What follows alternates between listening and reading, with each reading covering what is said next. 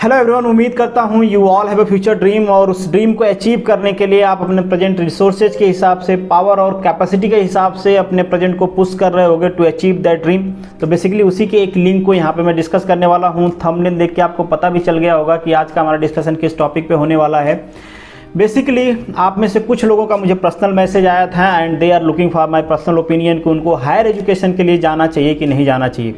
तो बेसिकली उसी टॉपिक को यहाँ पे हम डिस्कस करने वाले हैं कि आपको अगर एमटेक करना है तो क्यों करना चाहिए, या फिर किन लोगों को करना चाहिए, या फिर किन लोगों को एमटेक के बारे में नहीं सोचना चाहिए, नहीं जाना चाहिए एमटेक करने, क्या रीज़न है कि आपको एमटेक करने नहीं जाना चाहिए, सारी चीज़ें डिस्कस करेंगे।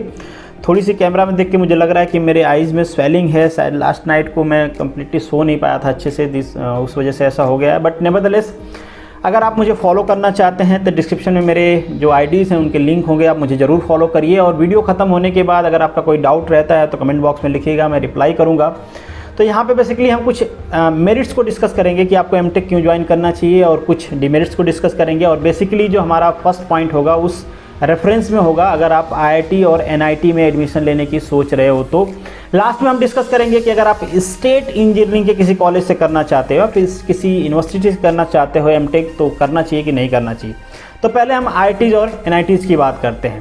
तो इसमें मैं कुछ रीजन्स बताता हूँ आपको कि आपको एमटेक करने क्यों जाना चाहिए। पहला रीज़न है कि अगर आप रिसर्च को लेके पैशनेट हो, केवल आपके पैशन से काम नहीं चलेगा, आपकी फैमिली भी पैशनेट है, ताकि वो हर महीने हर साल फ़ोन करके ये ना पूछे आपसे कि क्या आपको जॉब मिली। मैं ये बात इसलिए कह रहा हूँ कि अगर आप पैशनेट हो तो आपको टाइम देना पड़ेगा वहाँ पे कुछ अचीव करने के लिए। आपको कुछ अच्छे लेवल की रिसर्च करनी पड़ेगी, आपको किसी आईटी या एनआईटी एमटेक करना पड़ेगा, फर्दर रिसर्च के लिए आपको पीएचडी करना पड़ेगा, चाहे आप आईआईटी से करो या किसी फॉरेन यूनिवर्सिटी से करो, अच्छी यूनिवर्सिटी से, तब जाके आपको कहीं आउटपुट मिलता है। आप कुछ क्वालिटी लेवल पेपर पब्लिश करोगे तब जाके कहीं पे आपको आरएनडी की कंपनियां हायर करती हैं और अच्छा पैकेज मिलता है। कुछ लोगों को तो बहुत ही अच्छा मिलता है। तो ये पैशन अगर आपका है और आपके फैमिली का है कि आपको कुछ दिन तक कुछ टाइम दे सकते हैं, वो आपको कुछ फाइनेंशियल बैकग्राउंड का प्रॉब्लम नहीं होगा, तो आप ये चीज़ ज्वाइन कर सकते हो। दूसरा रीज़न ये है कि पैंडमिक है, जॉब क्राइसिस हैं, और जॉब क्राइसिस के साथ साथ अगर आपको लगता है कि आपकी गवर्नमेंट जॉब की प्रिपरेशन थोड़ा कम है, क्योंकि गवर्नमेंट की जॉब ऑलरेडी आ रही है, इसके बारे में हमने पहले भी डिस्कस किया है कि गवर्नमेंट की जॉब आती रहेगी। अगर आप गवर्नमेंट की प्रिपरेशन कर रहे हो बट आपकी प्रिपरेशन की लेवल थोड़ी कम रह गई है, आपने एग्ज़ाम दिए हैं, आप कट ऑफ से थोड़ा ज़्यादा दूर हो, आपको थोड़ा टाइम चाहिए, तो भी आप एमटेक प्रीफर कर सकते हो। वहाँ पे भी आपको सफिशिएंट टाइम मिलता है। कुछ लोग कहते हैं टाइम नहीं मिलता है, बट इतना टाइम मिलता है कि आप प्रिपरेशन कर सकते हो और आपको बहुत अच्छा इन्वायरमेंट मिलता है, एक कॉम्पिटिटिव इन्वायरमेंट मिलता है, तो आप वहाँ पे प्रिपरेशन कर सकते हो। अगर फिर से आप कॉलेज लाइफ में जाके कॉलेज लाइफ ना एंजॉय करने लोगे, मतलब फ्लो में ना आ जाओ, तो वहाँ पे आप प्रिपरेशन कर सकते हो, आपको सफिशिएंट टाइम मिलता है। तो एक रीज़न है कि अगर आप टाइम चाहते हो और आप ये नहीं चाहते हो कि आप ड्रॉप करके प्रिपरेशन करो, थोड़ा आपको फ्रस्ट्रेशन फील होता है, तो भी आप एमटेक ज्वाइन कर सकते हो। आपको बहुत अच्छा इन्वायरमेंट मिलेगा वहाँ पे प्रिपरेशन का।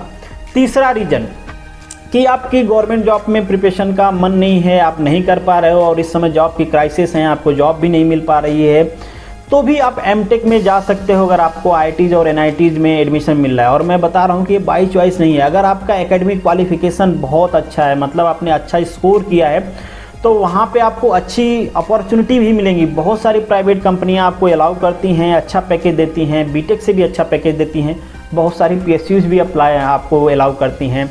2000 अगर 11-12 की बात करूं, 13 की बात करूं, 14 में भी इवन एसबीएनआईटी में गुजरात फर्टिलाइज़र, ईआईएल और एक दो और पीएसयूज़ ने अलाउ किया था, बट उनका क्राइटेरिया थोड़ा ज़्यादा था।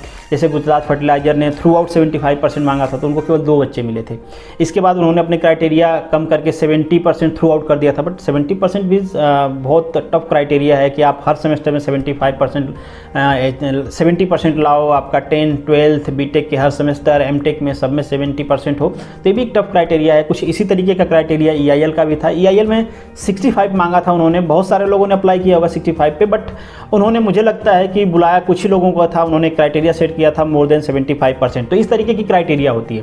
तो अगर आपका एकेडमिक क्वालिफिकेशन अच्छा है, आपके परसेंटेज बहुत अच्छे हैं, तो भी आप सोच सकते हो जाने के बारे में। वहाँ पे आपको अपॉर्चुनिटी मिलेगी, आपको कंपनी में बैठने के लिए मिलेगा, आपको अच्छा पैकेज भी मिलेगा। डिपेंड करता है कि आप सिलेक्शन ले पाते हो कि नहीं ले पाते हो। ये तो मैं कोर ब्रांच की बात कर रहा था।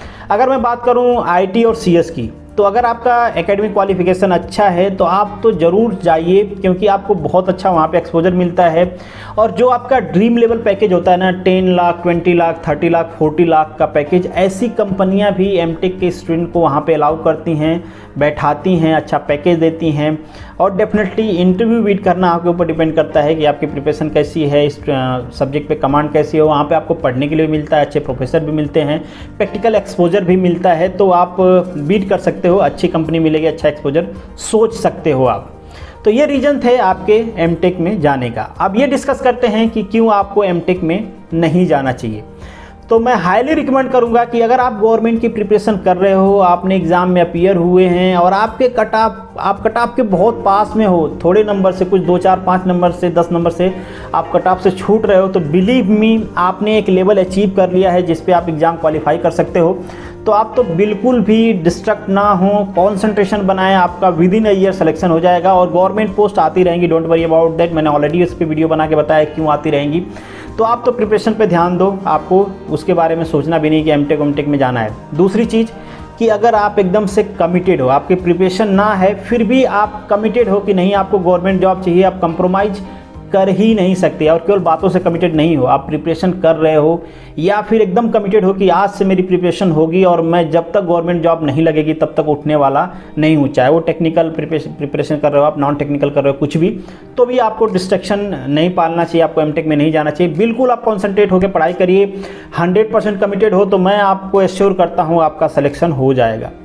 तीसरे वो कौन से लोग हैं जिनको एमटेक के बारे में नहीं सोचना चाहिए? देखिए, अगर आप मिडिल क्लास फैमिली से बिलोंग करते हो और आपकी फैमिली आपकी तरफ देख रही है कि बच्चा आप मेरा बीटेक कर लिया, उससे फाइनेंशियल सपोर्ट मिलेगा, तो आप ज़रूर फाइनेंशियल सपोर्ट के बारे में सोचें, आप जॉब सर्च करने के बारे में सोचें जितना जल्दी हो सकता है। जॉब के साथ साथ अगर आप कुछ करना चाहते हैं तो ज़रूर करें, क्योंकि आपको जो एक साइकोलॉजिकल सपोर्ट होता है फैमिली का, वो नहीं मिलेगा अगर आप करने जाओगे एमटेक तो।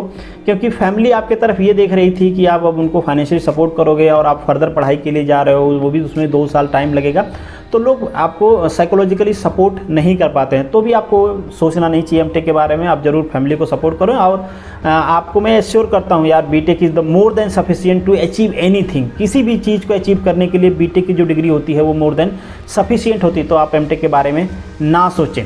और लास्ट में अब हम डिस्कस करते हैं कि अगर आपको स्टेट इंजीनियरिंग के कॉलेज से एमटेक करने की आप सोच रहे हो, आपके गेट में स्कोर नहीं है, विदाउट गेट करना की सोच रहे हो, या फिर गेट में स्कोर है कम है, आईआईटी जो एनआईटीज़ नहीं मिल रही हैं, तो अगर आपका गेट में स्कोर है तो गुजरात में बहुत कम फ़ी है, आप एडमिशन ले सकते हो। किसी अदर स्टेट से हो आप तो आप देख लो, एडजस्ट कर लो कि आपकी फ़ी आपकी स्कॉलरशिप से मैच हो पा रही है कि नहीं हो पा रही है, कितना खर्च आएगा, आप बियर कर पाओगे कि नहीं कर पाओगे।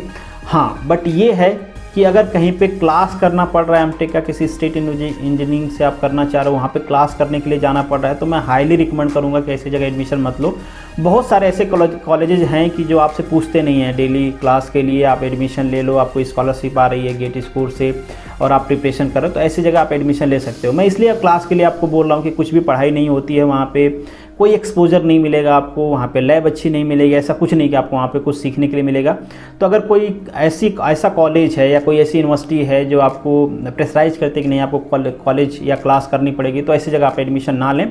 ऐसे कॉलेज फाइंड आउट कर लें। और बहुत ऐसे कॉलेज हैं, मैं यहाँ पे बता तो नहीं सकता, बट बहुत ऐसे कॉलेज हैं जहाँ पे आपको रेगुलर डिग्री मिल जाएगी और आपको कॉलेज भी नहीं जाना पड़ेगा, आपको स्कॉलरशिप मिल जाएगी, एक फाइनेंशियल सपोर्ट भी रहेगा। और गुजरात में तो स्पेशली कुछ 1500-2000 फ़ी है, तो इससे कहीं ज़्यादा स्कॉलरशिप आती है, आपकी 12,500 स्कॉलरशिप आती है, तो आपको कुछ फाइनेंशियल हेल्प भी हो जाएगी, आप प्रिपरेशन भी करते रहोगे, घर से पैसा भी नहीं लेना पड़ेगा और आपकी प्रिपरेशन भी हो जाएगी। हाँ, अगर आपका गेट स्कोर नहीं है फिर भी आप एमटेक करना चाह रहे हो, तो भी मैं यही रिकमेंड करूँगा कि आप चूज़ करो कोई ऐसा कॉलेज जहाँ पे थोड़ी कम फीस है, क्योंकि कुछ भी फ़र्क नहीं पड़ता। स्टेट इंजीनियरिंग के नियर अबाउट सारे कॉलेज एक जैसे ही होते हैं, कहीं पे आपको एक रिसर्च लेवल का एक्सपोजर नहीं मिलने वाला है। तो आप फाइंड आउट कर लो जहाँ पे कम फ़ी है वहाँ पे एडमिशन ले लो, जहाँ पे जाना कम पड़े तो आप एडमिशन लेके टारगेट करो कि आप प्रिपरेशन कर लो। और आपको फुल टाइम अगर एमटेक करना है तो आईआईटी और एनआईटी से नीचे तो आप फुल टाइम एमटेक में जाना ही मत, सोचना भी मत कि मैं फुल टाइम एमटेक करूँगा, अच्छा रिसर्च करूँगा, इसके बाद अच्छी जगह से पीएचडी करूँगा। तो आपको अगर ये सब करना है तो आप आईआईटी या एनआईटी में ही जाओ, वहीं पे आपको ऐसा एक्सपोजर मिलेगा। तो यहाँ पे कुछ रीज़न मैंने आपके साथ शेयर किया कि आपको एमटेक क्यों करना चाहिए, आपको एमटेक क्यों नहीं करना चाहिए। स्टिल आपके मन में कोई डाउट है तो कमेंट बॉक्स में ज़रूर लिखिए। यहीं तक इस वीडियो को ख़त्म करते हैं। All the best, good luck.